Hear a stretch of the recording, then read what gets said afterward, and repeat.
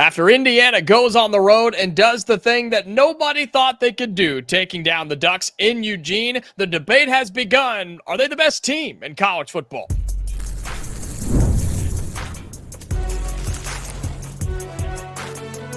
You are Locked On College Crossover, part of the Locked On Podcast Network. Your team every day. Welcome in. It is a Locked On College crossover of Hoosiers and the Portal. I'm Jacob Goins, host of Locked On Hoosiers. He is Brian Smith, host of the Portal Podcast here on the Locked On Podcast Network. We appreciate you being with us as we are talking all things Indiana football. Possibly the hottest team in the nation and definitely one of the best in the country. We're talking about that today, plus the recruiting impacts of what Indiana has been up to, Brian, since you're off to an undefeated start, best resume in college football, and a chance to go undefeated. More on that in just a little bit, but people have seemed to already forgotten that Indiana goes on the road and takes down Oregon in Eugene because of the coaching carousel and Cignetti's name being thrown around, but this was one of the best wins of the season for Indiana against Oregon on Saturday. Yeah, it's the best win program history. And I don't even know what number 2 is, to be honest with you. I'm sure there's a game somewhere that I'm not familiar with, but Illinois a couple weeks ago. Yeah, that'd be one of them.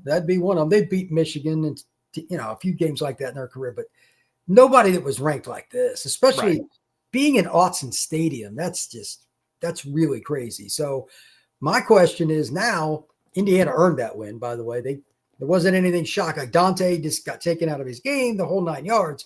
How well does Indiana respond to being the hunted instead of the hunter now? Mm-hmm. Everybody's circling Indiana instead of the other way around. Last year, Indiana put its foot right on the gas whenever they got a turnover, tried to score. Whenever they had an opportunity to bury a team, they did. And it helped them get to 11-1.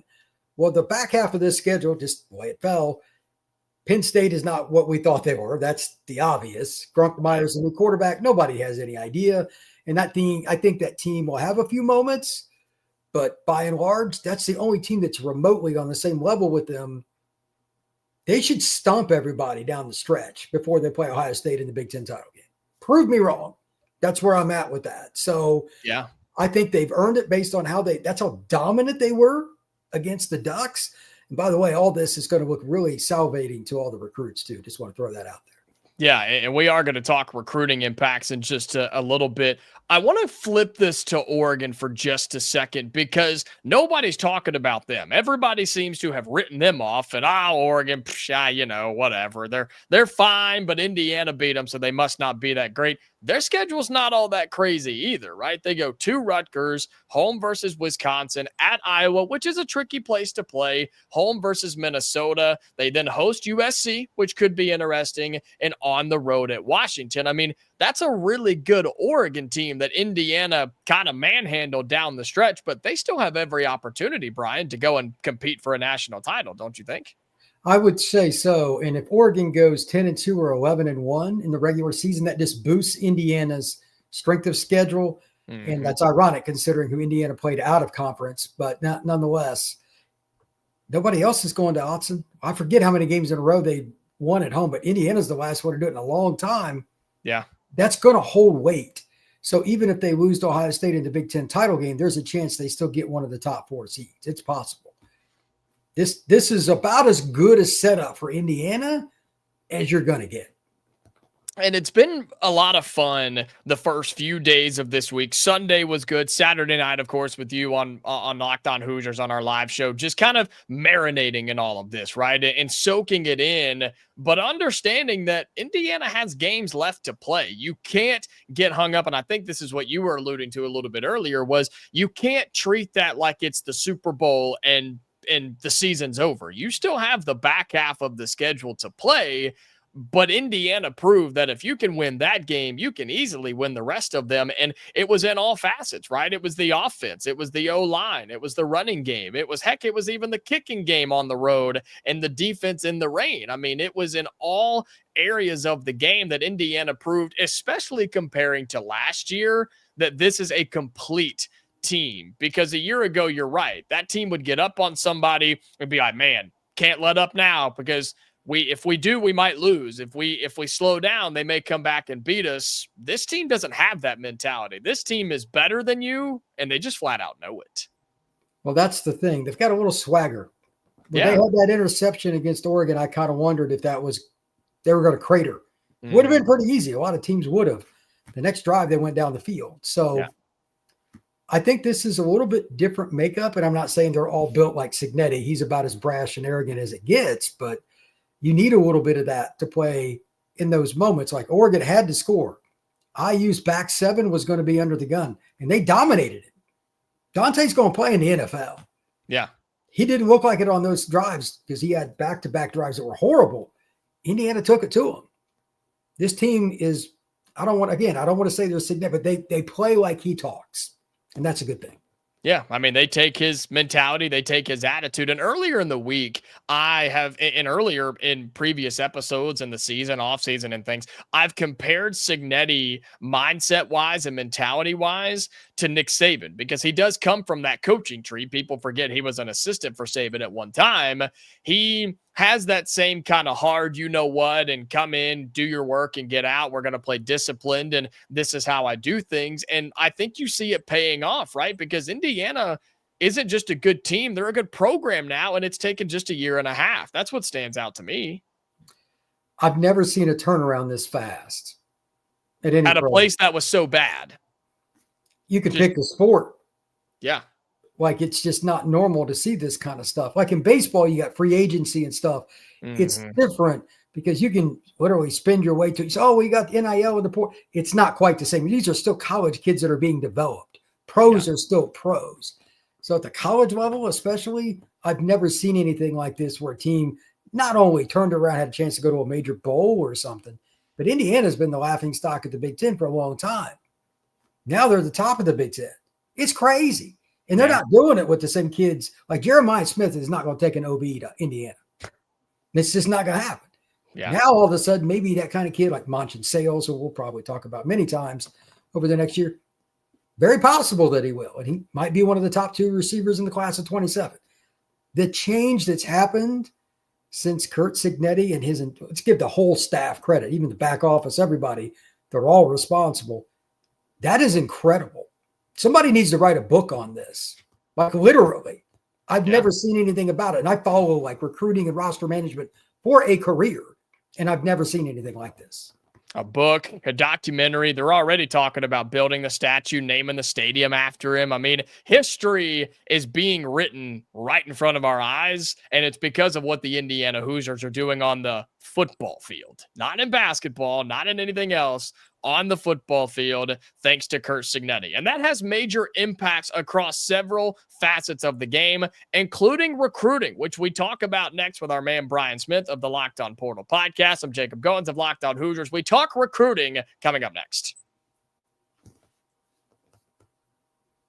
Today's episode of Locked On Hoosiers and the Portal is brought to you by Mazda. Mazda crafts cars for those who do more than simply move. Mazda delivers confidence with every ride, with more IIHS Top Safety Pick awards than anyone else. And you can feel Japanese craftsmanship in every detail, from metallic accents to available Napa leather upholstery. You can make every everyday drives feel like anything but, from smooth handling to intuitive controls. And with all-wheel drive standard in every crossover SUV, you can drive with confidence through almost any season. Like our players, we sweat every detail, because when you make every move count, impossible becomes irrelevant. Mazda, move and be moved.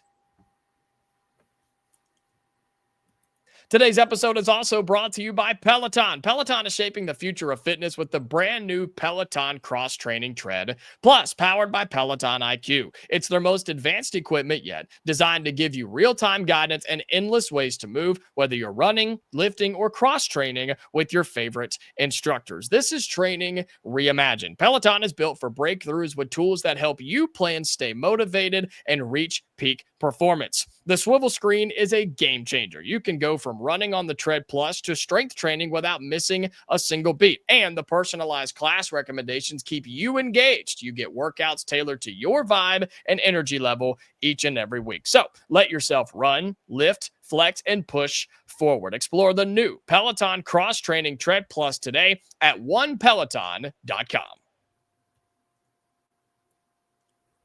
Welcome back into this crossover episode of Locked On Hoosiers and Locked On the Portal. I'm Jacob Goins of Locked On Hoosiers. He is Brian Smith, the host of the Portal podcast here on the Locked On Podcast Network. And recruiting is your expertise, Brian. And we've talked a lot over the last year or so about the growing popularity of Indiana in football recruiting, but this was a major spark. This was an explosion for the Indiana Hoosiers. And we can talk specifics, yes, but just from a 30,000-foot view, it's impossible for Indiana football not to grow in the recruiting trail because of your win over Oregon and what you're doing so far.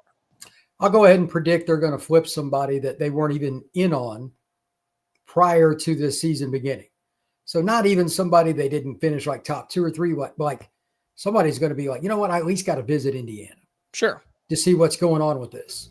And again, I'm not clarifying any player or from any specific school. It is that random. Mm-hmm. Usually I have a pretty good idea with that stuff. Yeah. Right now, man, the door is wide open. I remember they had the kid from Dallas visit recently, the 2027 defensive tackle. That's an elite kid. They never got those kind of kids to visit. And that was before the Oregon ball game. Now that they won in Autzen, I think that pretty much opens the door. And Michigan's down, by the way. They just got hammered by SC. The Midwest is a little easier. Notre Dame and Ohio State are still Notre Dame and Ohio State, but they recruit very nationally. Don't be surprised if it's an Indianapolis kid, a Fort Wayne kid, a Columbus, Ohio kid. They're going to get somebody, maybe even flip somebody from Ohio State or Notre Dame because they think they come to Indiana and play earlier and still be on a great team. Yeah. Anything is open. I've never even thought about those things, let alone set them on a podcast that's going to be recorded and disseminated for the rest of my life. It's wild because I didn't think Indiana would ever be good at football, period. Yeah. Look how far we've come in just a short amount of time. Remember when Julian Lewis visited Indiana, Brian? Do you remember that Juju Lewis who ended up Colorado, right? He ended up going to play out there, and he's been in that whirlwind of a quarterback room that they're trying to deal with out there in Boulder. Remember when he came and visited Indiana where Colorado was in the mix? I think Auburn was in the mix and maybe another big school in there too. And everybody was like, why is he going to see Indiana? Why would he go see the Hoosiers? He had some friends on the coaching staff and people that he knew. But look how far we've come from a guy like that, a 5-star quarterback taking a visit to basically just say he did, to now Indiana in the mix to land some of their first 5 stars in quite some time. Because I'll remind people, Curt Cignetti has 0 5-stars on this roster, 7 4-stars. The rest are 2 and 3s and a bunch of transfer portal dudes. Look at the path that Indiana has come on from Juju Lewis visiting because he was doing a favor to now Indiana having legitimate conversations with guys like that moving forward. That's what I mean. Like, I remember last year saying, they don't have a chance, that kid. They actually were in the hunt until the end, which that surprised me anyway. And to be honest, like, who knows what's going to happen with Dion? He's got health problems again. I wish him the best. But Juju transferred, what do you think would be the most likely choice? Probably Indiana. That wouldn't shock me. So they're going to get some more transfers. That's the other part of this. They're going to get some transfers after this season that they wouldn't have even got after last year. Because it's one thing to be a one-hit wonder. This is 2 years in a row they've kicked the crap out of teams. That's the difference. Yeah. Indiana isn't a flash in the pan. Now it's proven. Portal and high school ranks. You're going to see guys visit Indiana, sign with Indiana. You're like, oh, I didn't see that coming. And I think it's fascinating because college football is full of come-up stories in a lot of different ways, but it's never been Indiana. Yeah. This is as original a written piece as you're ever going to see. Well, let's address the biggest storyline in college football this week that I've already talked about several times and will continue to talk about because it is the biggest story in the country. It's Curt Cignetti's name being thrown around for several big-name jobs, the top one being the Penn State Nittany Lions. What sort of a recruiting impact or meteor would that be if Cignetti does leave for Penn State? What have you heard from the Penn State side of things with James Franklin? We've seen tons of decommitments from them already. I mean, are you able to give us any sort of insight on what that situation looks like right now and what that could look like if Cignetti were to take that job? Here's the problem for Penn State. That is a very proud institution, and they want things done yesterday. I don't blame them. James had them at the same spot for 8 or 9 years. Like, that is flatlined the program as there was, and they spent a lot of money. They just had massive renovations and all that. But they want it done now. It's obvious Indiana's going to the playoff. They don't have time to wait for him, nor does anybody else. I will be flatlined in another way in terms of just being keeled over if he sticks with he would have to go to the pros because the pro timeline is different with the playoffs and all that stuff. Cignetti would have to go to the pros. Yeah, because like college, it just doesn't work. National Signing Day is the first Wednesday in December. The portal opens on January 2nd through the 16th. A team like Penn State, which right now is being gutted, that's not going to end well. I had one player from Penn State message me, like, I know one of the guys that's going to get the portal. They're going to be in trouble. They need a guy that can hit the ground running December 1st. Curt just doesn't fit that. So right off the bat, unless they're just willing to literally go into the abyss, and I don't think the people that just stroked that check for James Franklin are going to accept losing next year. Because we're talking about, if you go that route, even with Cignetti, that could be a 4 or 5 win team next year. Because the portal is going to be pretty much done before he's able to go and do anything. Yeah. That's not good. If they even win like one game in the playoff, that's a problem. And he wouldn't have his staff together, and it just doesn't work. So could he go to Penn State? Yeah. But the concessions that the boosters and everybody in the admin would have to make in Happy Valley, I can't see how that works. So I've already dismissed that. I think the most likely answer there is Matt Campbell. His dream job is Michigan. Oh. He's a Midwest guy. He's from Ohio. Interesting. Penn State's the closest thing to that. So that would be the closest thing. But no offense to Iowa State, Rocco's probably gone after this year. That's my guess where that'll end up. But there's a lot of candidates. That's a great job. The timing is terrible for Cignetti. It's absolutely terrible.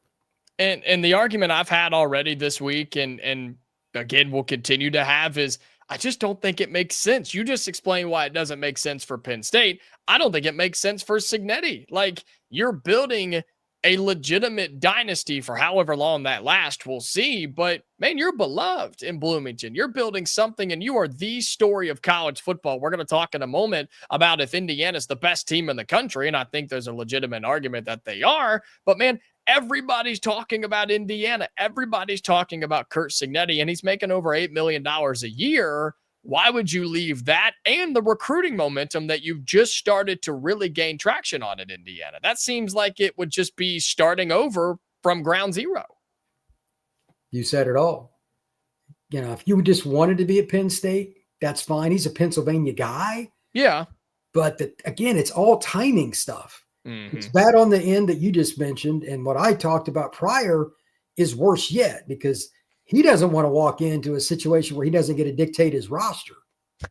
You can't work 2 jobs at once when you're preparing for the college football playoff to play somebody like Georgia, Notre Dame, or Oregon again, or Ohio State, or whatever.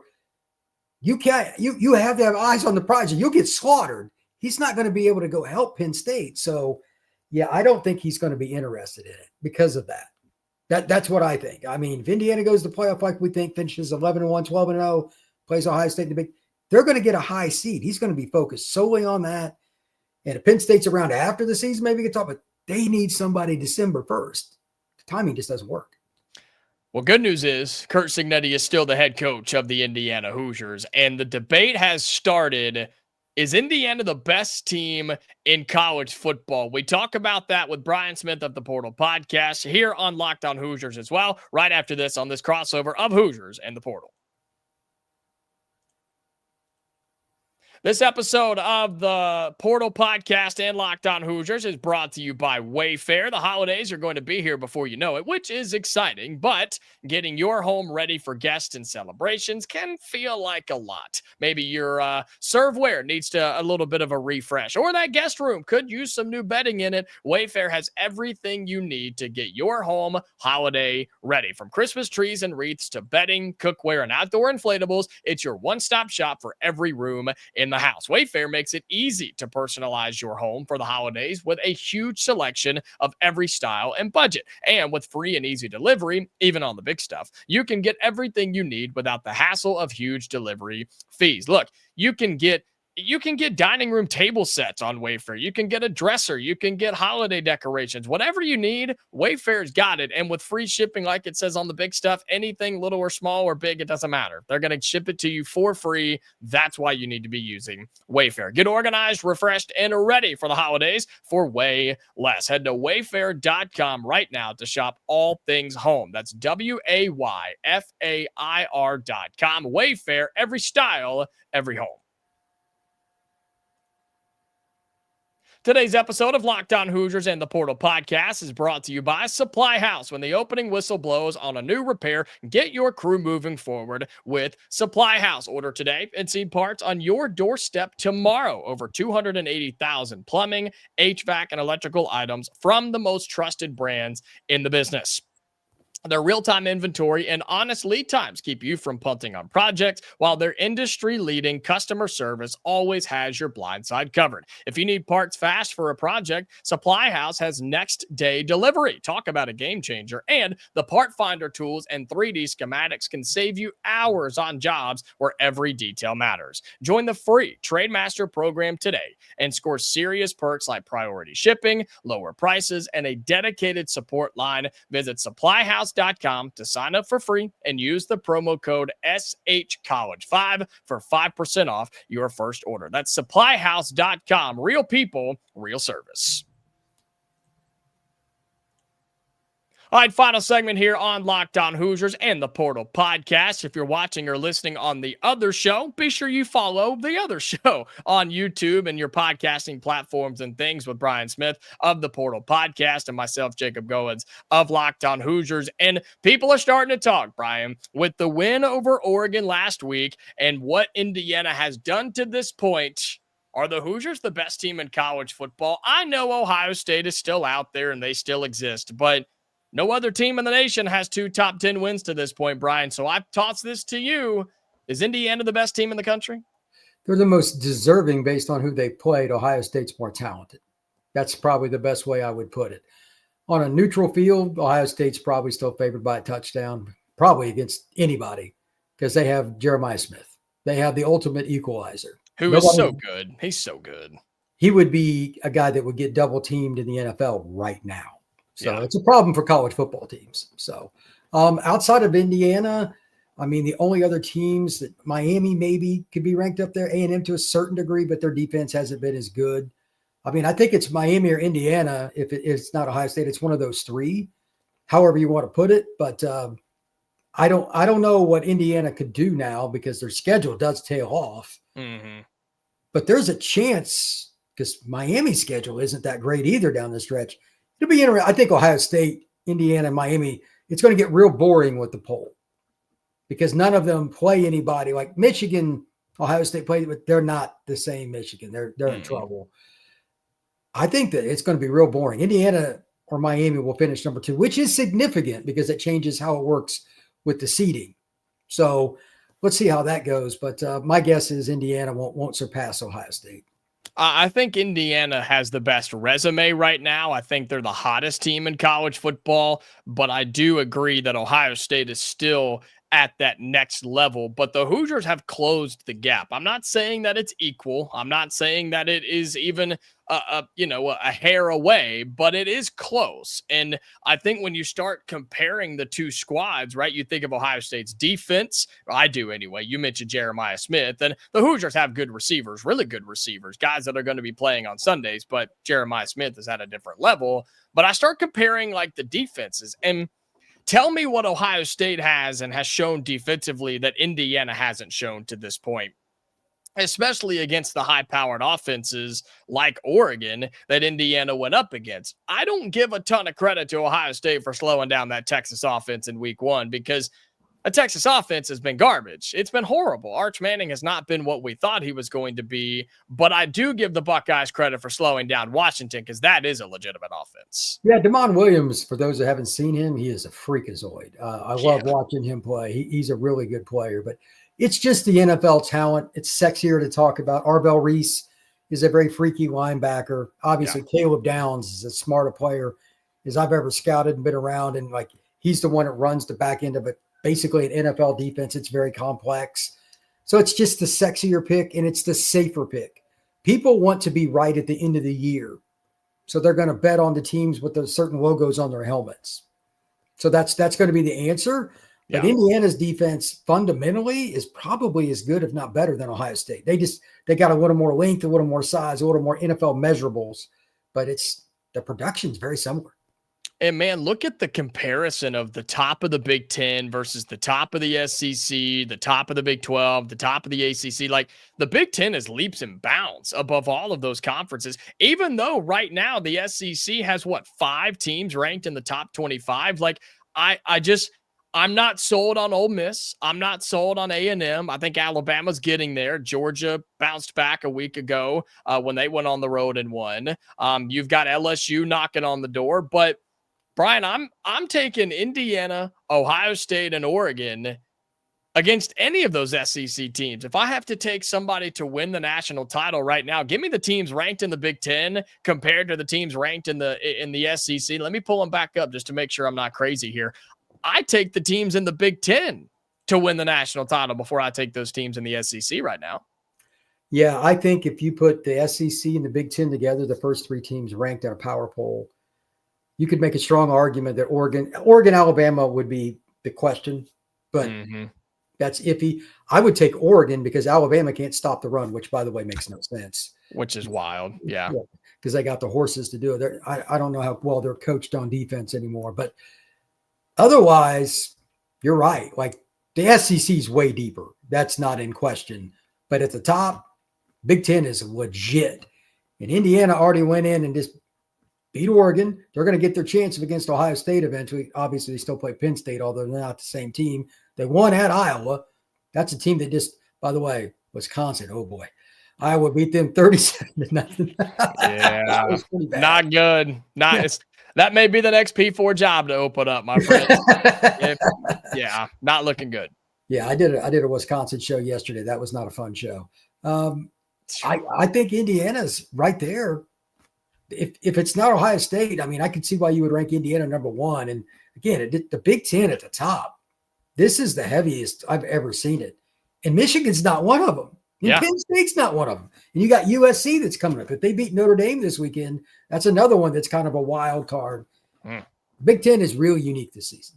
Yeah, and I wish that Indiana and Ohio State could play this year in the regular season like they did last year, but those 2 teams are on a collision course for the Big Ten title, which is a separate conversation later in the year on what that looks like, and of course, with comparing it to the college football playoff and things like that. But we'll cross that bridge when we get there. We'll worry about a Big Ten championship game when the Hoosiers officially punch their ticket. But there's no doubt they're one of the hottest teams in the nation. Their recruiting is on the rise, and their win against Oregon was historic. He is Brian Smith of the Portal Podcast. Check him out here on YouTube or wherever you get your podcasts. He's got daily shows for you talking all things recruiting, NIL, and the transfer portal. And I'm Jacob Goins of Locked On Hoosiers, talking all things Indiana football, and we're sprinkling in more basketball as that season is right around the corner as well. Until next time, college football fans, until then, stay safe, and we'll talk to you later.